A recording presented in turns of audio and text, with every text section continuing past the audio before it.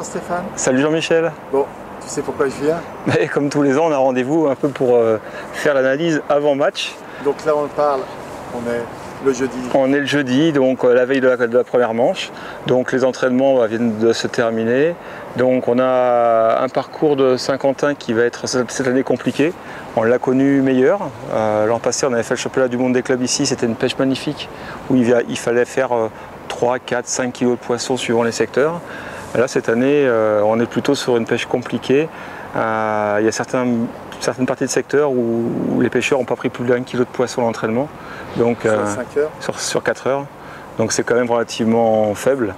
En plus, bon, le plus gênant, c'est qu'en fait, la pêche est très dure et en plus, il y a des très très gros poissons.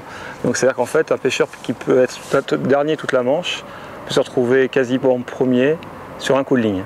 Voilà. Donc pour un championnat de première division, ça donne un peu plus de chance, on va dire, au hasard et à l'imprévu, et c'est pour les conditions idéales pour faire un championnat régulier. Voilà. Bon, maintenant bon, le parcours, il est magnifique, il est accessible pour les pêcheurs. C'est vrai que c'est un endroit parfait pour la pêche au cou. Mais bon, cette année, malheureusement, je pense que le parcours a été trop sollicité depuis un certain temps. Et je pense qu'on on arrive au bout d'un cycle. Il va falloir laisser reposer un peu le parcours, je pense, pour retrouver dans l'avenir des pêches plus intéressantes au Saint-Quentin. Nous, honnêtement, en tant que pêcheurs, là c'est mon avis personnel, si tu veux, on sature du parcours de Saint-Quentin. J'ai rien contre les organisateurs, ni rien contre les gens qui prennent l'organisation en charge. C'est pas évident. Mais voilà, je les remercie et ça n'a rien à voir avec ça. C'est juste le fait de revenir toujours au même endroit. On a l'impression que c'est presque un pèlerinage qui se passe depuis 4 ou 5 ans. Malheureusement, la fédération n'y est pour rien, parce que je pense qu'ils n'ont pas de postulants non plus ailleurs. Mais le problème pour nous, en tant que pêcheurs, on est saturé de pêcher toujours au même endroit. Voilà. Ça, on en a discuté, il y en a plusieurs du même avis, en disant, là aujourd'hui la pêche de compétition tourne trop autour de Saint-Quentin et la pêche est trop restrictive aujourd'hui. Pourtant, c'est la première fois qu'ils font la première, ils ont fait toutes les autres épreuves, on est d'accord. Mais le problème, c'est que sur les 5 dernières années, on a fait 3 fois le championnat de France des clubs, on a fait le championnat du monde des clubs, il y a toutes les coupes de France qui sont faites, tous les championnats des jeunes, de toutes les catégories qui ont eu lieu ici. Plus là, il y a 15 jours, c'était le...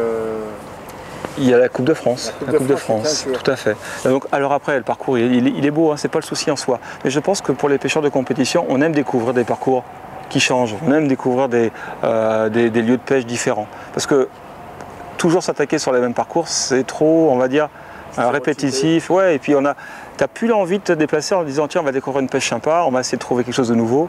Là, malheureusement, les gens connaissent le parcours presque par cœur. Il n'y a pas grand-chose à découvrir de nouveau, à part de constater que les poissons sont moins mordeurs que d'habitude. C'est tout. Donc en fait, si tu veux, pour nous, c'est pas un régal de venir sur Saint-Quentin à force d'y venir. Voilà, à force d'y venir et d'y venir et d'y revenir. L'année dernière, tu venais ici avec un grand plaisir. Ça commençait déjà à saturer. Hein. Ça faisait 3 fois qu'on faisait le championnat de France des clubs sur 5 ans. Si tu veux, pour moi, la pêche de compétition, c'est beau à partir du moment où tu voyages et tu vois des parcours de pêche différents. Voilà. Et trouver des parcours pour mettre autant de pêcheurs dans le poisson, tu es d'accord, c'est hyper compliqué. Ah, ça c'est compliqué. Ça c'est compliqué. Et c'est vrai que d'avoir mis des championnats à 45, c'est limitant. C'est limitant parce qu'en fait, du coup, on a un nombre de parcours qui sont de plus en plus en nombre restreint. Bon, malgré tout, hein, la France, c'est un pays très grand. Des parcours, il y en a partout, des parcours magnifiques. Maintenant, le seul problème qu'il y a, c'est qu'il manque des organisateurs, malheureusement. Malheureusement, le bénévolat est de plus en plus limité et c'est vrai que c'est cette partie-là qui est la plus gênante aujourd'hui dans la pêche de compétition en France. Parce que des parcours, très honnêtement, Jean-Michel, je pense qu'on est l'un des plus beaux pays d'Europe en termes justement de diversité de parcours. Entre des rivières, des étangs, des lacs, des canaux, on a vraiment que l'embarras du choix. Voilà. Si tu veux, moi j'ai envie que la pêche, elle vive pas qu'ici, qu'elle vive partout. Parce que là, aujourd'hui, elle vit que dans un embryon limité à ces secteurs-là. Et malheureusement, la pêche de compétition est en train de s'éteindre ailleurs aussi. Parce que là, ici, il y a des pêcheurs, c'est bien. Mais ailleurs, on ne fait rien pour dynamiser les choses, quoi. Donc si tu veux, je pense qu'il serait temps... Maintenant, c'est facile à dire. Je suis pêcheur, je ne suis pas organisateur. Donc surtout là, je voudrais incriminer personne, surtout pas. Mais on aimerait vraiment retrouver des parcours différents, vivre d'autres expériences, voir d'autres poissons que ceux qui nous sont présentés toujours sur ce parcours. Vous faire surprendre dans vos pêches. Oui, et puis dans l'approche, c'est-à-dire que tu vas sur un championnat de France, tu veux de la découverte. C'est ça que vous faites la semaine. Mais oui, tu veux découvrir des choses, tu veux trouver des petites astuces. Là, le problème, c'est que les astuces, tout le monde les a, les petites ficelles, tout le monde les a sur ce parcours-là. Et un compétiteur, si tu veux, à partir du moment où il n'y a plus d'astuces à trouver, que tout le monde a les réglages, etc., mais la différence, elle se fait déjà, elle se fait plus au tirage. Voilà. Plus un parcours est connu, plus le tirage au sort sera prépondérant. Voilà. Et ça, c'est dommage aussi, voilà, par rapport à ça. Bon, maintenant pour revenir à la pêche. Voilà. Revenons à la question du départ. Comment je sens la pêche sur Saint-Quentin? Donc on a 3 secteurs. On a le secteur, on va dire, la bulle, qui est le secteur étroit. C'est un canal qui doit faire à cet endroit-là 25 à 28 mètres de large. Là, il y a une densité de poissons plus importante que sur les autres biefs. On a beaucoup de petits gardons qui sont présents sur le secteur, des perches, quelques ablettes aussi également. Et à l'entraînement, les premiers jours, c'était plutôt très intéressant. Il y avait 150 poissons à prendre en 4 heures. Malheureusement, on voit qu'il y a une pression de pêche assez importante sur une première nationale. Et je pense que ces poissons n'étaient pas très gros et donc ils ont réussi un peu à se gaver. Et là, aujourd'hui, je pense que quand on arrivera à en prendre entre 80 et 100, on sera dans les tout meilleurs du secteur, quoi. Voilà. Donc la pêche va être difficile, ça devrait être des petits scores. Je pense que les gagnes ne devraient pas excéder 3000 points. Bien sûr, ça peut être plus gros si quelqu'un a la chance de tourner sur un banc de brème et qu'il en prend 2-3, bien sûr. Mais sur une pêche régulière, ça a des pêches qui vont être pour la gagne entre 2 et 3000. Mais tu ne penses pas quand même qu'il y a certains pêcheurs qui vont perdre des places pour 1 ou 2 poissons? Ah mais si, mais il y aura beaucoup. Ça c'est quand même pas sympa. Mais non, mais ça c'est normal, ça c'est la pêche, ça c'est pas gênant, ça fait partie du jeu. Ouais. Si tu veux, malheureusement c'est la pêche, partout tu gagnes des places pour 5 grammes, pour 10 grammes, t'en perds pour 30 grammes, bon c'est comme ça, c'est la vie de pêcheur. Après on a les 2 secteurs du grand large qui sont juste derrière moi en fait, qu'on peut voir. Il y a le secteur qu'on appelle le McDo, donc, qui est juste derrière mon dos. Celui-ci a été éventuellement un secteur plutôt bon hier, très mauvais avant-hier. Alors quand je dis très mauvais, certains pêcheurs, au bout de 2 heures de pêche, avaient 2 ou 3 gardons. Voilà. Et hier, par contre, paradoxalement, on s'est entraîné à une dizaine de pêcheurs. On avait au bout de 2 heures à minima 40 poissons chacun. Voilà. Donc pourquoi le poisson a réagi comme ça? Pourquoi il y a des changements de zone comme ça? Point d'interrogation. Donc là, on s'attend à une pêche avec un gros point d'interrogation, avec des grosses brèmes qui peuvent se prendre par endroits, des très grosses, hein, qui peuvent faire entre 1 et 1,5 kg, aussi bien à la canne qu'à l'anglaise. Alors, qu'est-ce que tu vas faire en gros? Ta technique de pêche avec quoi? Tu vas faire combien de coups? Sur le large, je vais préparer au moins 4 coups. Là, je vais faire sur tous les secteurs? Sur les deux du large, quoi, en fait. J'aurai un coup. Les 2 du large, c'est donc McDo et le cinéma, ouais. Donc il y aura une pêche de préparer à 4 mètres, 4,50 m tout en bordure, le long du quai, quoi. Habituellement, il y a pas mal de poissons là. Bon, là, c'est pas Saint-Quentin habituel, donc normalement la pêche là devrait pas être. Donc tu vois qu'elle change. Oui, elle change, mais pas dans le bien, parce qu'il n'y a plus de poissons. Donc il y aurait a priori cette pêche à 4 mètres. Il y aurait une pêche entre 7 et 8 mètres à faire à mi-distance. C'est pour prendre des gardons principalement, hein, qui font de 10 à 40, 50 grammes, quoi. Voilà. 50 grammes, c'est déjà des gros gardons. Et après, on a la pêche à 13 mètres, bien sûr, où là, on va prendre certainement, pour ceux qui ont eu la chance de prendre quelques gros poissons, des grosses brèmes, des gardons à poil plus gros. Mais on peut aussi prendre les mêmes poissons, les petits gardons larges également, hein. Et puis après, il y a ce coup à l'anglaise, à 20, entre 20 et 30 mètres, ça va dépendre des pêcheurs. Ça, c'est un peu la pêche stéréotypée qu'on avait au championnat du monde par équipe. Oui, mais c'est pas stéréotypé, tu me diras. Là, il y a 4 techniques, donc c'est quand même vachement ouvert. Mais bon, il s'est pas pris beaucoup de brèmes cette semaine. On a été beaucoup embêtés par des herbes en suspension, en fait, qui empêchent de pêcher correctement au moulinet, quoi, en fait. Et même à la canne, d'ailleurs. Oui. C'est vrai qu'il y a des grosses plaques d'herbe qui se baladent sur le canal et malheureusement qui empêchent de pratiquer correctement sur toutes les techniques. Voilà. Donc c'est compliqué. En plus de fait d'avoir des poissons qui sont difficiles à prendre, on a la nature qui ne nous aide pas aujourd'hui. C'est de l'air qui se décolle du fond, certainement, c'est de la saison.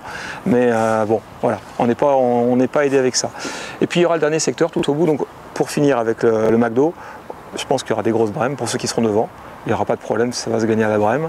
Alors est-ce qu'il y en aura 3, 4, 5? Est-ce qu'il y aura 4, 5, 6 000 ou plus, je ne sais pas. Mais voilà, ça va se gagner avec des brèmes, mais par contre, ça peut vite descendre. En fait, je pense que le 5e du secteur de 15 peut se retrouver avec une pêche à 2000 points, quoi. C'est pas impossible. Ce sera que des gardons. Ou une brème, ou alors une brème avec quelques poissons. Voilà, c'est pas facile. Et après, donc il y a le secteur juste au-dessus qui s'appelle le secteur cinéma.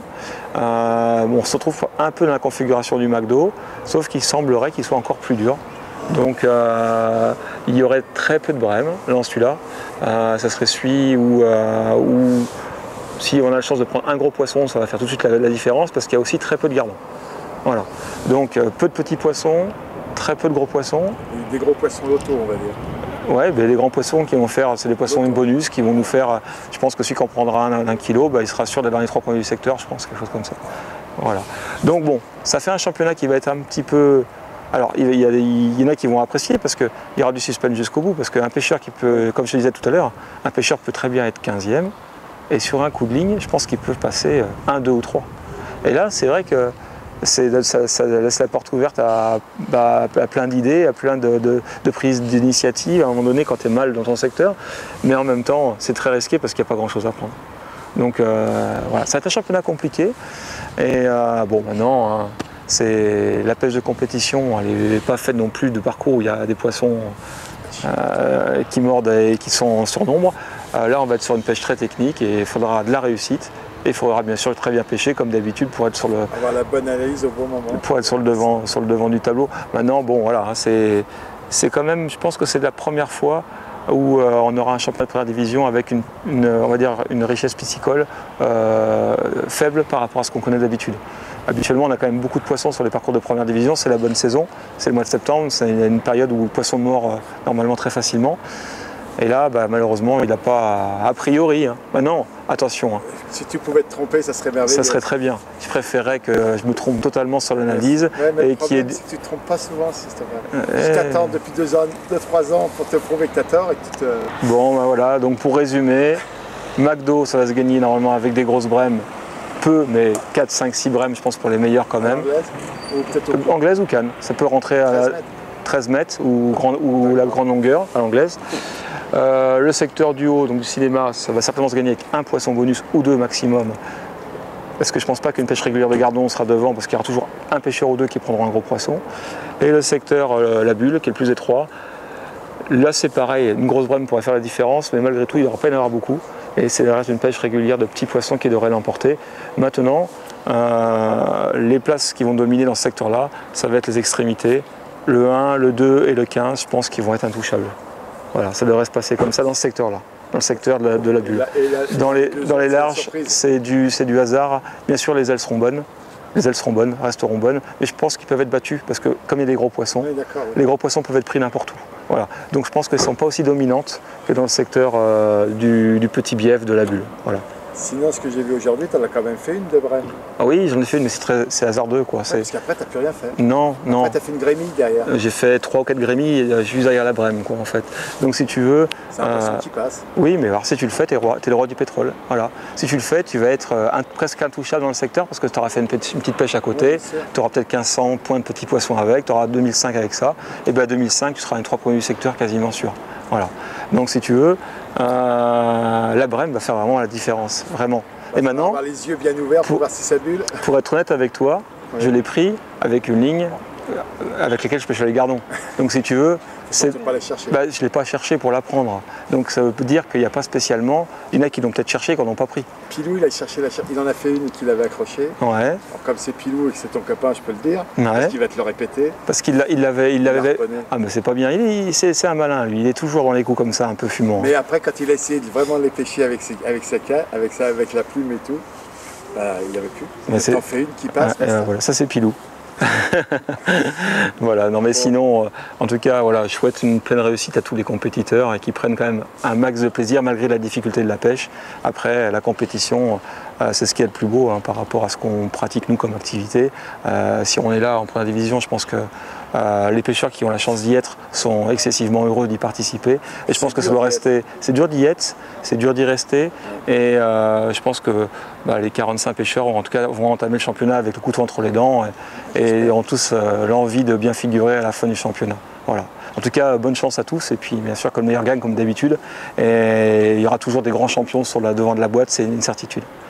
Tant mieux. Et encore merci pour ta gentillesse. Mais avec plaisir. À bientôt. À bientôt, oui.